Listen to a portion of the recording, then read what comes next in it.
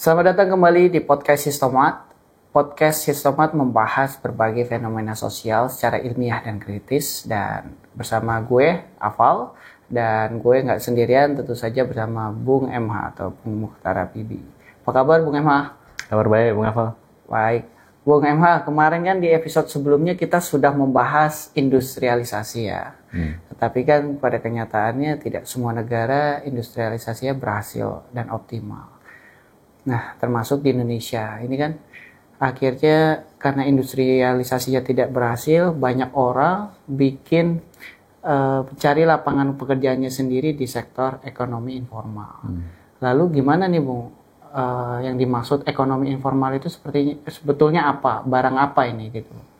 Oke, ini barang ekonomi informal ini memang sering didiskusikan ya, karena tadi ya Bung Afal sudah menyebut konteksnya adalah orang itu susah nyari pekerjaan di sektor industri gitu. Nah, apa itu ekonomi informal? Kita bisa menyederhanakannya, definisinya kira-kira adalah ekonomi informal adalah aktivitas menghasilkan pendapatan yang tidak diatur negara, sementara di konteks yang lain itu diatur. Nah, misalnya begini, misalnya nih ada orang jualan ayam goreng di pinggir jalan, itu tidak diatur negara ya, paling tidak dari segi kesehatan itu nggak ada tuh sidak rutin gitu ya dari dinas kesehatan untuk mengawasi apakah ayamnya itu digoreng dengan higienis, diolah dengan higienis atau tidak gitu. Artinya negara tidak hadir di situ. Begitu pula dalam aspek ketenagakerjaan misalnya ya, apakah pekerjanya menerima BPJS, kalau misalnya ayam goreng itu punya majikan dan punya buruh, apakah buruhnya dibayar sesuai UMK, itu negara juga tidak mengatur itu. Nah, ayam goreng yang seperti ini kemudian disebut bergerak di ekonomi informal karena negara tidak hadir di situ. Sementara sama-sama jualan ayam goreng tapi di konteks lain diatur negara. Misalnya ya ayam gorengnya sebuah merek terkenal lah ya, kita nggak perlu sebut nanti takutnya dikira promo gitu ya. Tapi ayam goreng yang ada di mall atau ada di tempat-tempat yang mewah lain itu pasti di situ diatur negara gitu. Ada aturan kesehatannya, higienitasnya, negara juga hadir untuk memastikan hubungan ketenagakerjaannya misalnya, termasuk bahkan juga urusan perpajakan gitu. Nah, disinilah kemudian perbedaannya di situ ya. Ekonomi informalnya adalah usaha menghasilkan pendapatan yang tidak diatur negara, padahal dalam konteks yang lain itu diatur gitu. Nah, ini yang kemudian menjadi apa yang kita sebut sebagai aktivitas di ekonomi informal tadi. Baik, Bu. Tentu saja ya, Bu, kalau kita bicara ekonomi informal, pasti ada ekonomi formal.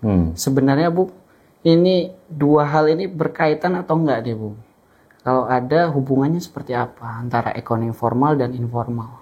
Oke, jadi dari perspektif yang mainstream ya, baik dari Bank Dunia maupun ILO, itu cenderung melihat ekonomi informal dan formal ini sebagai suatu entitas yang terpisah satu sama lain ya, saling independen gitu, saling bertolak belakang. Jadi biasanya ekonomi informal itu dikaitkan dengan pertama, akses untuk ke situ tuh mudah. Ya, kalau Bung Afal pengen jualan gorengan kan besok juga bisa gitu kira-kira. Karena nggak butuh izin yang berbelit-belit, tidak perlu pengawasan negara dan lain sebagainya tadi. Nah, ketika aksesnya mudah, biasanya juga modalnya itu juga lebih rendah gitu. Jualan gorengan kan tidak butuh modal yang banyak ya. Anda bisa mungkin modal 100.000 sudah bisa jualan gorengan gitu. Nah, yang ketiga, selain akses modal, juga biasanya teknologinya juga teknologi yang sederhana ya, atau teknologi yang rendah lah ya. Anda jualan cilok apa sih yang dibutuhkan untuk membuat cilok itu misalnya. Nah, yang keempat juga pasar. Biasanya karena teknologi yang dipakai rendah, aksesnya tadi juga mudah, modalnya juga rendah, biasanya juga barang-barang ini dijual untuk melayani pasar-pasar domestik ya. Ya, kalau cilok kan diekspor juga tidak tahan gitu ya untuk ke luar negeri gitu. Nah, ini dipertentangkan dengan ekonomi formal yang pertama aksesnya lebih susah karena mau buka usaha harus ada izin negara. Izinnya macam-macam nanti, izin ekonomi lah, izin kesehatan, izin macam-macam gitu ya. Yang itu artinya aksesnya susah. Yang kedua juga modalnya pasti biasanya lebih besar gitu. Karena kemudian untuk izin kayak gitu biasanya juga yang melakukan izin adalah usaha-usaha yang relatif besar ya. Modalnya besar, teknologinya biasanya juga lebih tinggi. Misalnya kita mau buka pabrik sepatu gitu ya, pasti kan butuh teknologi yang memadai untuk menghasilkan sepatu. Nah, terakhir biasanya juga pasarnya itu arahnya adalah untuk diekspor ya, untuk pasar global gitu yang membuat ekonomi formal ini biasanya juga hasil yang diterima juga lebih gede lagi gitu. Karena tadi modalnya juga gede. Nah, dari perspektif mainstream ini tadi, ekonomi formal yang kayak gitu, ekonomi informal yang kayak gitu, yang berbeda ya, dan bahkan saling bertentangan gitu. Nah, mereka menganggap terjadi semacam dualisme ekonomi. Ekonomi informal hidup sendiri, ekonomi formal hidup sendiri, meskipun berdampingan gitu ya. Kayak di Indonesia ini, ada ekonomi informal bergerak sendiri dengan logiknya sendiri, ekonomi formal bergerak dengan logiknya sendiri, yang seolah-olah dalam perspektif dualisme ini ya, seolah-olah kedua sektor itu meskipun berdampingan tapi tidak saling menyapa ya, saling atau tidak punya kaitan yang erat satu sama lain. Nah, ini pandangan yang mainstream ya. Baik, Bung. Artinya dalam perspektif ini semacam dualisme dan mereka jalan masing-masing ya. Ekonomi formal berdampingan dengan ekonomi informal. Nah, dari perspektif ini ada kritik nggak sih, Bung? Ada masalah nggak sih, Bung? Ya, kalau kita lihat sebenarnya dari kacamata empirik ya, kalau dari cerita berbagai studi sudah menunjukkan ini agak bermasalah nih perspektif yang melihat dualisme ekonomi semacam ini ya. Karena pada kenyataannya terdapat hubungan yang saling mempengaruhi gitu ya, hubungan yang erat antara ekonomi formal dan informal. Kalau saya menyebutnya ini hubungan saling ketergantungan yang tidak setara. Jadi ekonomi informal memang butuh ekonomi formal juga butuh ekonomi formal, tapi lebih banyak posisinya adalah ekonomi informal yang membutuhkan ekonomi formal. Nah, misalnya kita bisa melihat contohnya begini ya. Kan ada pekerja kantoran ya. Nah, Bung Afal mungkin punya teman ya, pekerja kantoran mungkin gajinya 10 juta katakanlah ya. 10 juta. Kira-kira sehari dia makan di PKL gitu ya. PKL yang itu kebanyakan adalah di informal gitu. Mungkin sehari dia menghabiskan sekitar 50.000 gitu ya, atau mungkin 30.000 ya, sebulan kita buat aja misalnya menghabiskan 1 juta gitu dengan gaji 10 juta. Nah, ini kalau kita bayangkan ya situasi di mana tidak ada PKL sama sekali, tidak ada ekonomi informal sama sekali, dia harus makan di restoran tiap hari, di mall tiap hari, kira-kira 1 juta cukup nggak, Bung, untuk makan di mall dalam 1 bulan gitu kan? Jelas enggak. Ya, nggak cukup ya, bisa jadi misalnya 3 kali lipatnya. Artinya kalau nggak ada ekonomi informal, pekerja kantoran ini bisa jadi harus menghabiskan uang untuk makan itu 3 juta. Sementara gajinya tetap 10 juta. Mau nggak kira-kira pekerja kantoran kalau nggak ada ekonomi informal digaji 10 juta gitu? Kurang loh. Kurang kan? Duitnya habis buat konsumsi doang. Nah, ini sebenarnya yang menunjukkan bagaimana sebenarnya ekonomi informal ini, ya, para PKL ini secara tidak langsung itu mensubsidi pekerja kantoran yang pakaiannya necis-necis tadi. Karena kalau tidak ada ekonomi informal, ya para pekerja kantoran ini pasti mengeluarkan pengeluaran untuk konsumsinya jauh lebih tinggi lagi gitu. Nah, ini baru satu contoh ya yang bagaimana ekonomi informal itu secara tidak langsung mensubsidi ekonomi formal ya. Artinya di sini kan pekerja kantoran kan formal. Dia berbentuk kerja di sebuah badan hukum yang formal juga, korporasi misalnya. Nah, artinya korporasinya ini in the end of the day itu sebenarnya juga disubsidi nih oleh para pelaku ekonomi informal tadi. Nah, pertanyaannya kenapa kok ekonomi informal bisa mensubsidi ini? Nah, biasanya karena ekonomi informal ini tidak mengikut sertakan berbagai biaya yang sebenarnya penting bagi mereka, misalnya biaya reproduksi mereka ya. Reproduksi itu kayak ya kesehatan, BPJS kesehatan, BPJS ketenagakerjaan, pensiun. Nah, ini kan nggak pernah dihitung dalam biaya produksi mereka. Sehingga biaya produksi makanan dari PKL itu lebih murah, yang itu kemudian secara tidak langsung menguntungkan ekonomi informal tadi, baik pekerjanya, pekerja kantorannya maupun pemilik perusahaannya gitu. Oke. Karena secara tidak langsung subsidi itu. Nah, yang kedua, Bung, ekonomi informal secara langsung bahkan bisa dikatakan mensubsidi ekonomi formal ya. Contoh paling gampang misalnya ibu-ibu yang melinting rokok di rumahnya ya, untuk sebuah perusahaan rokok besar. Kita nggak perlu sebut ya, merek rokoknya gitu. Tapi kalau dari kasus itu kan jelas, ibunya kalau melinting rokok untuk perusahaan rokok itu pasti nggak punya kontrak kerja. Pasti nggak punya BPJS kesehatan, nggak dibayar BPJS ketenagakerjaannya. Apalagi jaminan pensiun gitu.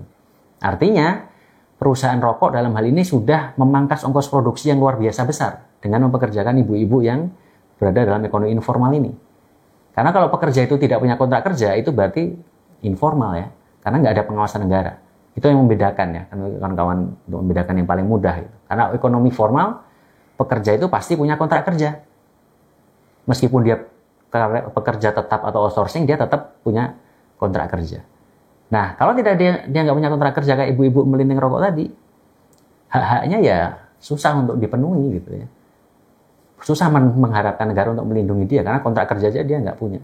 Nah, itu implikasinya biaya tenaga kerja ibu-ibu ini jauh lebih murah daripada misalnya perusahaan rokok tadi harus mempekerjakan buruh formal ya di pabriknya, punya kontrak kerja, buruh itu harus bayar BPJS-nya, buruhnya harus bayar tunjangan sosial dan lain-lain ya, termasuk harus bayar upah sesuai dengan UMK misalnya. Nah, ini kan susah membayangkan di mana dualismenya. Ini kan ekonomi informal, ibu-ibu ngelinting rokok, nggak diatur negara, nggak punya kontrak kerja, ternyata berkontribusi luar biasa menghasilkan efisiensi bagi perusahaan rokok dan ujung-ujungnya adalah laba yang sangat besar bagi si perusahaan rokok itu. Baik, berarti kalau saya cerna dari cerita Bung MH, sebenarnya ekonomi informal itu mensubsidi orang-orang yang berada atau pelaku di ekonomi formal. Dan dampaknya apa ya, Bung? Kalau misalnya kemudian relasi ketergantungan tapi tidak setara ini, dampak panjangnya apa nih, Bung? Ya, dampaknya paling nggak bisa kita lihat di kedua aktor ya. Yang pertama ya ke aktor ekonomi formalnya dulu ya. Ekonomi formalnya di sini misalnya korporasi. Korporasi tadi jelas sangat diuntungkan ya dengan situasi seperti ini karena dia pertama bisa menghemat biaya produksi. Nah, biaya produksinya dihemat terutama dari biaya upah tenaga kerjanya. Kayak tadi ya, kembali ke tadi. Misalnya upahnya 10 juta nih karena ada ekonomi informal. Kalau ekonomi informal nggak ada, Bung. Biaya makan pekerja kantorannya naik jadi 3 juta. Pekerja kantorannya masih mau nggak digaji 10 juta?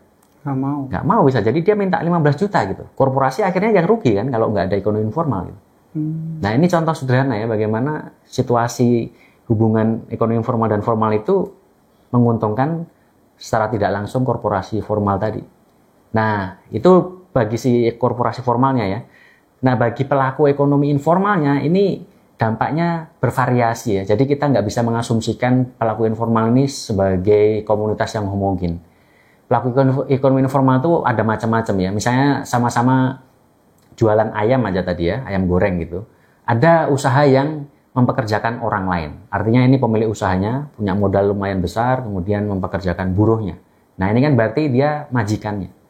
Nah, bagi majikan informal ini, situasi ekonomi informal mensubsidi yang formal tadi tidak terlalu bermasalah bagi mereka. Karena eksploitasinya dialihkan ke buruh informalnya tadi. Yang menerima dampak paling ngeri ya buruh informalnya tadi, upahnya di bawah UMK, nggak dapat tunjangan sosial dan lain-lain gitu. Kalau majikan informalnya tetap dapat untung gitu.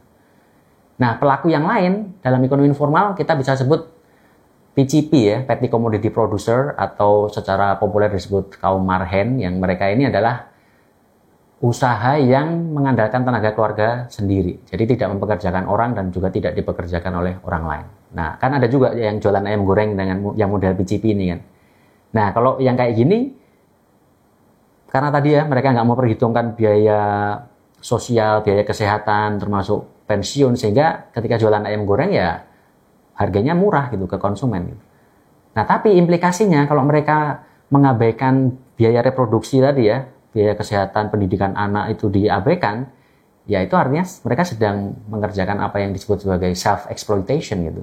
Jadi mereka mengeksploitasi dirinya sendiri dengan jualan komoditas yang harganya rendah, yang itu ternyata mereka harus berkorban untuk itu. Karena biaya-biaya reproduksi keluarganya nggak dihitung sama dia. Biaya pensiun dia, biaya BPJS kesehatan dia, dan lain-lain. Dia hanya mencari keuntungan selisih kecil antara biaya produksi dan harga jualnya gitu. Nah, ini bagi PCP self-exploitation ya. Kalau bagi majikan tadi kan tetap untung. Nah, pelaku ekonomi informal yang paling menderita adalah pekerja informalnya tadi. Para buruh yang bekerja untuk majikan yang menjual ayam goreng tadi. Karena mereka yang dieksploitasi paling dasar gitu.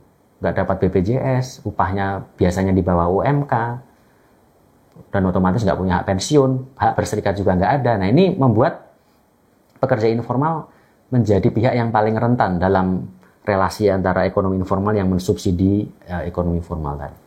Baik Bung, berarti lagi-lagi dengan jelasnya ternyata ekonomi informal itu justru mensubsidi ekonomi formal. Nah, kok tapi saya sering lihat ya orang-orang ekonomi formal, terutama pekerja formal itu malah justru jumawa atau menganggap remeh teman-teman pekerja informal gitu. Padahal ya mereka disubsidi gitu loh, secara tidak langsung ataupun langsung. Dan bahkan yang paling dirugikan kan dalam ekonomi informal itu ya para buruh informal. Dan yang diuntungkan hanya majikannya kayak gitu. Bagaimana pandangan Bung melihat ini? Ya, sebenarnya kalau Bung awal cerita mungkin kawannya ya, ada pekerja kantoran yang merasa jumawa, merasa lebih hebat dibanding para pelaku ekonomi informal ya. Pertama mungkin karena situasi tadi ya, banyak orang masih menganggap ada dualisme ekonomi tadi, di mana ekonomi formal itu dibayangkan ekonomi yang modern, canggih, keren gitu ya. Sebaliknya ekonomi formal adalah ekonomi yang tradisional, yang terbelakang dan sebagainya itu. Nah, padahal kalau kita bahas tadi, dualisme ini ternyata agak bermasalah pandangan dualisme ini, karena ternyata adanya ekonomi informal ya, korporasi bisa untung gede itu ternyata ada kontribusi ekonomi informal di baliknya gitu. Jadi ada hubungan yang tidak terpisahkan nih antara ekonomi informal dan formal. Karena tadi contoh gampangnya ya, kalau kita bayangkan Indonesia ini nggak ada ekonomi informal sama sekali. Pekerja kantoran hari ini masih mau nggak dibayar dengan upah sama? Ketika nanti dia makan harus di mall yang jauh lebih mahal misalnya. Nah ini pandangan yang sayangnya masih dominan karena tadi ya lembaga internasional kayak Bank Dunia dalam derajat tertentu juga ILO itu masih menganggap dualisme ekonomi formal dan informal itu masih terjadi gitu. Nah itu mungkin terbawa dalam alam bawah sadar orang-orang yang bekerja kantoran ya, bahwa mereka lebih keren, padahal ada kontribusi para pelaku ekonomi informal, yang utamanya buruh-buruh informal itu yang paling menderita, yang ternyata justru mensubsidi para pekerja kantoran itu. Nah ini pertama. Yang kedua, juga saya lihat mungkin karena ada ini juga ya, dominannya ideologi individualisme di masyarakat kita. Artinya orang itu menganggap dirinya sukses itu karena usahanya sendiri gitu. Termasuk kayak tadi ya, pekerja kantoran ini kan pekerja kerah putih, yang biasanya pendidikannya tinggi ya paling nggak sarjana gitu, sehingga dia bisa kerja di kantor, upahnya lebih tinggi dan mendapat berbagai fasilitas yang lain. Nah, yang jadi problem adalah apakah benar keberhasilan pekerja kerah putih ini semata-mata karena usahanya sendiri, sementara pelaku ekonomi informal itu seolah-olah salah dia sendiri juga gitu loh. Oh, salah kamu sendiri, kamu nggak kuliah sehingga harus kerja jadi buruh informal. Padahal ya di Indonesia ini yang bisa kuliah hanya sekitar 10-12% dari penduduk kita gitu. Artinya kalau Anda lahir dari keluarga yang tidak punya privilege, nggak punya kemampuan ekonomi mengirim Anda kuliah, ya kemungkinan besar Anda harus hidup dalam ekonomi informal. Ya kalau jadi majikan masih untung gitu ya, tapi kalau jadinya buruh informal, nah itu Anda kan sangat menderita. Nah di situ artinya pekerja kantoran kerah putih yang merasa lebih superior itu nampaknya terbawa ideologi dominan tadi ya, seolah-olah sukses kita ini berkat usaha individu kita sendiri, padahal ada kontribusi dari sejarah atau konteks sosial yang melingkupi kita. Kalau Anda lahir dari keluarga yang punya privilege, bisa menguliahkan anak, ya itu berarti ada peran orang tua Anda yang membuat Anda sampai bisa lebih beruntung hari ini ya, bekerja di kantor daripada orang-orang yang mungkin keluarganya, orang tuanya tidak cukup mampu mengirim Anda untuk kuliah. Baik, Bung. Ya, sekarang kita lebih paham sedikit ya, teman-teman, antara relasi ekonomi formal dan informal. Bung, kita sama-sama tahu lah, mungkin di Indonesia ini ekonomi informal itu justru semacam dibiarkan dan semakin banyak, semakin besar. Nah, ini penyebabnya apa, Bung? Oke, jadi kalau menurut pandangan lagi-lagi yang mainstream ya, Bank Dunia itu kan menganggap ekonomi informal itu membesar karena kegagalan negara dalam menyediakan lapangan pekerjaan. Nah, kenapa negara gagal? Nah, justru kalau menurut Bank Dunia itu karena negara itu seringkali terlalu banyak aturan gitu. Nah mestinya kalau menurut Bank Dunia ya negara jangan terlalu banyak ngatur, biarkan pasar bekerja dan nanti ketika pasar bekerja dia bisa membuat orang berusaha, bisa bisnisnya membesar dan akhirnya nanti bisa diformalkan gitu ya, bisa diatur oleh negara. Nah itu kira-kira penjelasan yang paling mainstream yang Bank Dunia. Tapi ada juga penjelasan lain yang cukup mainstream juga yaitu dari ILO. Kalau ILO agak beda ya, ekonomi informal membesar bukan karena negara turut campur tangan. Justru kalau menurut ILO negara kurang campur tangan untuk mengkoordinasikan ekonomi agar bisa menciptakan pekerjaan formal yang memadai gitu. Khususnya misalnya ILO menyorot kegagalan industrialisasi di negara-negara pinggiran yang itu membuat orang akhirnya terpaksa untuk mencari pekerjaan sendiri di ekonomi informal. Nah itu kalau menurut ILO ya. Nah tapi ada perspektif lain, perspektif kritis gitu ya, perspektif struktural Marxis yang melihat ekonomi informal ini harus selalu dikaitkan dengan perkembangan kapitalisme dan relasi kelas dari masa ke masa. Nah, penjelasannya gimana? Singkatnya, ekonomi informal ini kan makin kelihatan membesar pasca 80-an ya. Nah, apa yang terjadi sebelum 80-an? Di tahun 60-an itu kan kalau di Eropa dan Amerika Serikat itu kan terjadi semacam welfare state ya, di mana buruh itu terorganisir dengan kuat ya, sehingga upahnya bisa tinggi, bisa memajakin progresif para kapitalisnya di sana. Nah, pajak progresif yang tinggi ini bisa dipakai untuk membiayai layanan sosial. Nah, tapi implikasinya bagi si kapitalis dalam kondisi kayak gini, ini kan keuntungan mereka berkurang drastis. Karena dipajakin tinggi, buruh upahnya tinggi gitu ya. Meskipun ini upah yang fair gitu, karena upahnya biasanya sama dengan produktivitas yang dihasilkan, artinya sesuai dengan value yang relatif sama dengan yang value yang dia hasilkan gitu. Nah, tapi kapitalis tentu saja nggak tinggal diam gitu. Nah, mereka kemudian melancarkan semacam serangan balik gitu untuk menghancurkan gerakan buruh yang sudah membuat keuntungan mereka berkurang gitu. Makanya kemudian muncullah gelombang apa yang sering disebut dengan neoliberalisme itu, ketika para pemilik kapital, pemilik modal itu mensponsori ya, pertama menghancurkan serikat buruh, ini diawali di Inggris, kemudian di Amerika Serikat di bawah Thatcher dan Ronald Reagan gitu, menghancurkan serikat buruh. Setelah itu membuat upahnya stagnan, jadi tidak menaikkan upah kayak yang zaman sebelumnya, dan juga mengurangi pajak gitu. Pajak progresif itu dikurangi hampir separuhnya gitu. Yang itu tujuan akhirnya demi mengembalikan laba ke tingkat semula atau bahkan laba yang lebih tinggi lagi. Nah, proses neoliberalisme yang berlangsung di negara-negara kapitalis maju ini merembet ya, punya dampak ke negara-negara berkembang nih. Dampaknya gimana? Ya para kapitalis di negara Eropa ini kemudian menginginkan agar apa yang dilakukan di negara-negara Eropa dan Amerika tadi ya, dengan melakukan deregulasi, privatisasi, kemudian liberalisasi, itu juga dilakukan di negara-negara pinggiran gitu. Nah, disinilah nanti peran lembaga internasional seperti IMF itu memainkan perannya. Karena mereka yang punya duit ya, kalau mau ngasih pinjaman nanti negara-negara berkembang harus melakukan apa yang sering disebut sebagai structural adjustment program gitu. Jadi melakukan harus privatisasi, liberalisasi, deregulasi, yang intinya kira-kira pengetatan anggaran gitu. Negara berkembang nggak boleh belanja sosial banyak gitu. Nah, itu salah satu yang membuat kemudian negara berkembang makin tergantung pada investor asing sejak tahun 80-an. Nah, dengan makin tergantung pada investor asing, mau nggak mau kemudian kebanyakan negara berkembang membuka pintunya pada investor asing. Nah, ketika korporasi masuk, nah korporasi kan udah belajar nih. Kalau aku pakai pekerja formal, biayanya besar, mahal. Makanya sejak tahun 80-an mulai dikenalkan pekerjaan-pekerjaan subkontrak gitu, pekerjaan informal. Jadi korporasi besar pun, kayak misalnya perusahaan rokok itu, karena dia tahu lebih murah meng-hire ibu-ibu melinting ya, menggunakan relasi kerja yang seperti itu daripada harus merekrut buruh secara konvensional dan harus membayar biaya yang lebih mahal.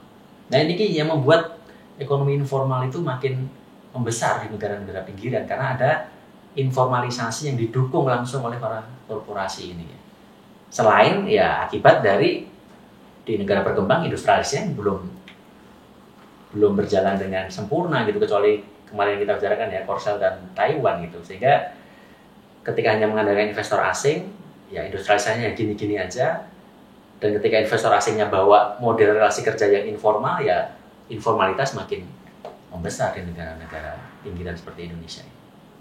Berarti sebenarnya ini fenomena global ya Bung yang terjadi. Iya, terutama di negara pinggiran. Negara berkembang.